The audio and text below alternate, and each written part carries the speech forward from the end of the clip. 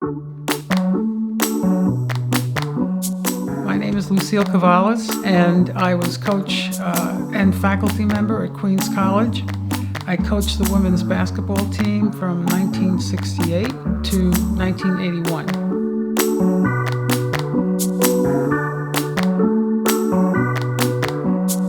I grew up on 35th Street in Astoria, and it was a street filled, very active with children and young kids, and I learned all my movement skills, playing games, playing ringolirio and box ball and stoop ball and all those wonderful games that you play when there was space between the cars. And so I learned all my movement skills on the street. And when I got older, in junior high school, I happened to learn to play basketball.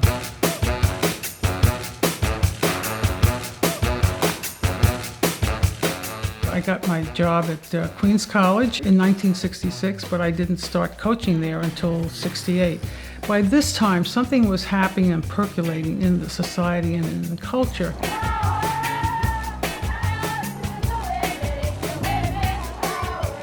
Title IX came into effect in 1972, and Queens College played Immaculata College in the final game of the 1973 tournament at Queens College. Immaculata still going player to player as Debbie brings it up court. Andruzzi on the left, Shirley on the left. Kathy cuts around, pass to Barbara, she's driving, goes in for the layup and scores. It was a competitive game, but we lost. We lost to Immaculata College, and the season was over. But the next season, they came to us, and they brought 2 buses of nuns with pails and wooden spoons that the nuns were banging on. And the game was very close. It was very exciting. The lead went back and forth, back and forth, back and forth until the end of the game. And the place went berserk. We had beaten Immaculata College.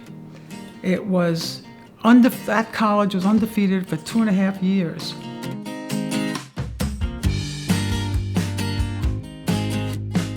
And it just ignited so much excitement.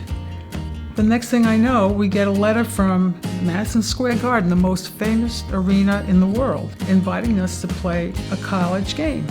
And before we knew it, on the day of that game, in 1975, we drew just under 12,000 spectators. So again, it was a very exciting game, and it was very nerve-wracking as a coach to be sitting on the bench coaching in Madison Square Garden. I think I was more nervous than any of my players. But we got a lot of fouls called on us the second half, and we ended up losing by, I think, 4 or 5 points. This was a huge, huge milestone. But you have to remember that everything was percolating before that. The fact that, number one, I developed a very competitive program that was a winning program to help grow the sport and to help present a model to young girls who were interested in playing the game. Most girls didn't think they could be athletes. Most girls didn't think that they could be assertive or aggressive. Those kinds of things had to be overcome.